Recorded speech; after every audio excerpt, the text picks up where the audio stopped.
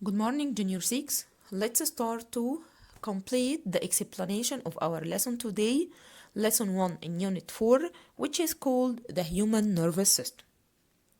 In the last video, we talked about the neuron, and we know that the neuron is the building unit of the nervous system. And we talked about the structure of the neuron. Now we will talk about the structure of the nervous system. The structure of the nervous system, it consists of two major systems, which are the central nervous system and the peripheral nervous system.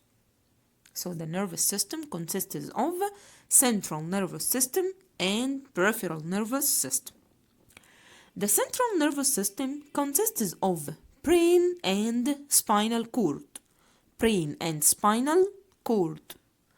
But the peripheral nervous system consists of cranial nervous and spinal nervous. Let's start with number 1, the central nervous system. Central nervous system, it consists of brain and spinal cord.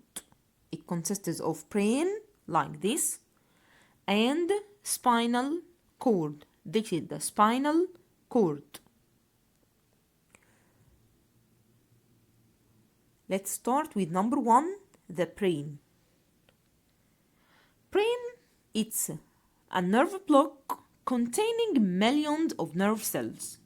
It's a nerve block containing millions of nerve cells, and it's the main control center in your body.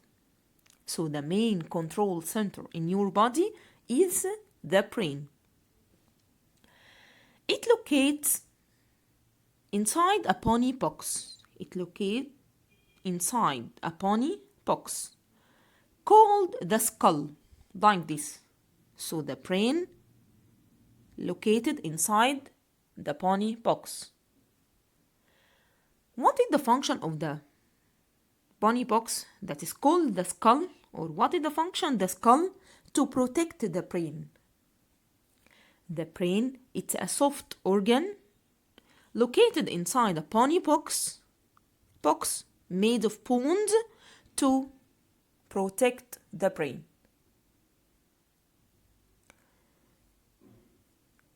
Its function, or the importance of the brain, it directs and coordinates the whole process.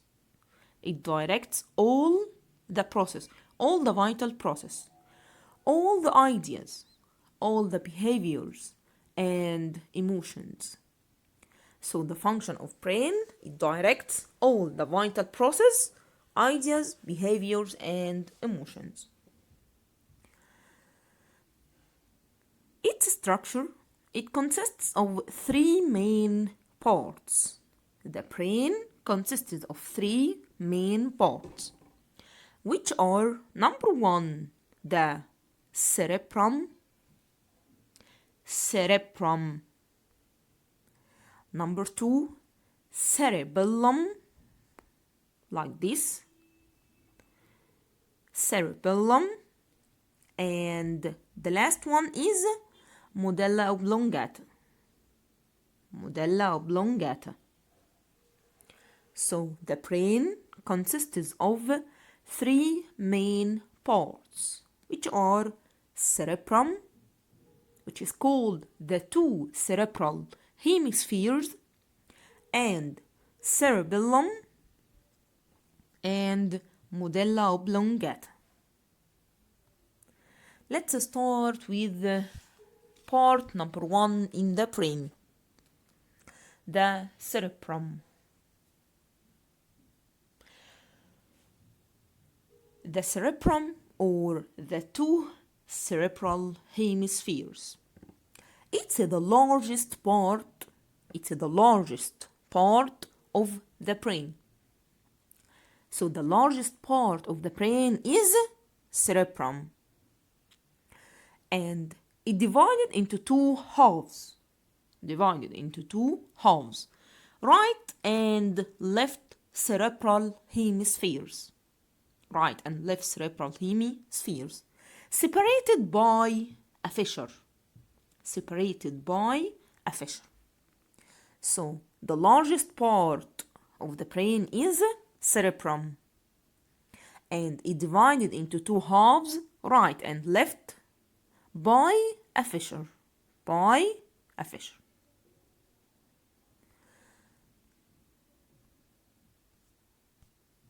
The outer surface of the two cerebral hemispheres is called the cerebral cortex. The outer surface of the cerebral hemispheres is called the cerebral cortex. This is the outer layer. And it's a gray matter. So the outer surface of the two cerebral hemispheres, it's a gray matter. It's called the cerebral cortex. But the inner surface, like this, the inner part or the inner matter, it's called the white matter. So again, the brain consists of cerebrum, cerebellum, and medulla oblongata. The cerebrum, it's the largest part, like these pictures. The largest part of the brain is cerebrum.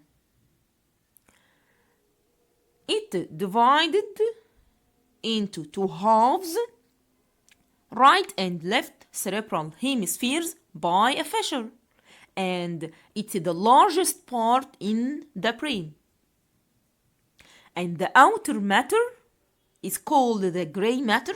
It's called the cerebral cortex, and it's a gray matter. But the inner surface is called a white matter.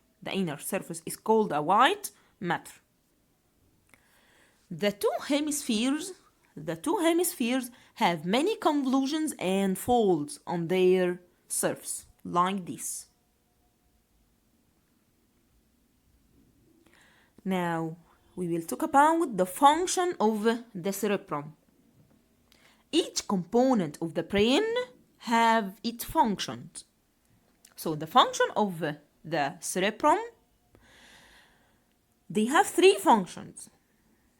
Concentrated, they have three. The cerebrum has three functions.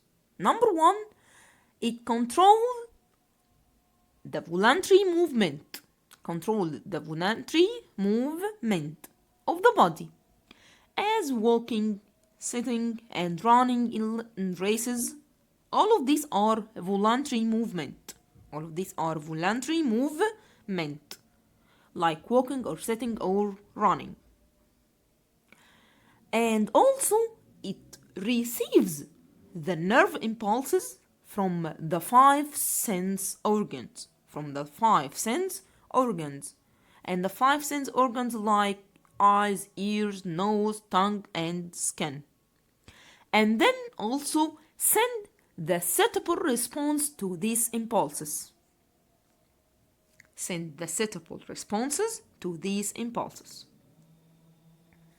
And also the cerebral hemispheres, they contain the centers of thinking and memory. So the function of the two cerebral hemispheres, they control voluntary movement, and they receive the nerve impulses from the five senses organs, and they contain the centers of thinking and memory. Number two, the cerebellum. Cerebellum, it lies at the back area of the brain. Like this. This is the cerebellum. It lies at the back area of the brain. Below or under the two cerebral hemispheres. the two cerebral hemispheres. So it lies at, or its location, it locates at the back area of the brain below the two hemispheres. Its function, it maintains or it keeps, maintains the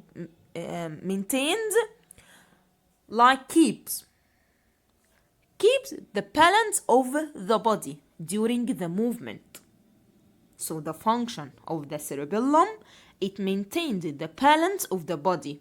It keeps the balance of the body during the movement. Number 3, the medulla oblongata. It lies in front of the cerebellum. It lies like this. This is the medulla oblongata. It lies in front of the cerebellum. It lies in front of the cerebellum.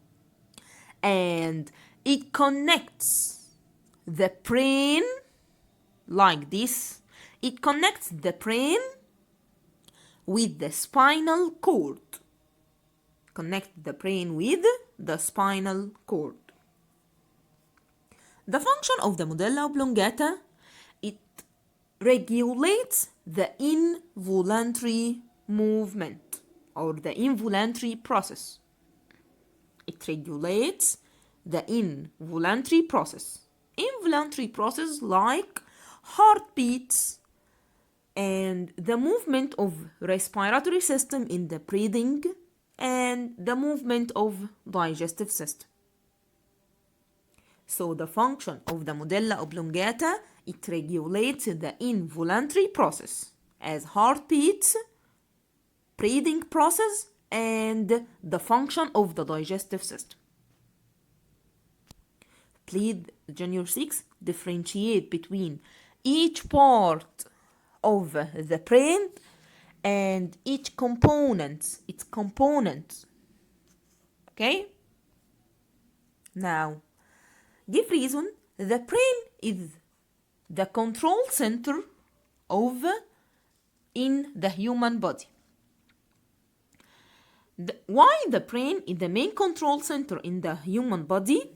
Because it directs and coordinates all the vital process, ideas, behaviors, and emotions.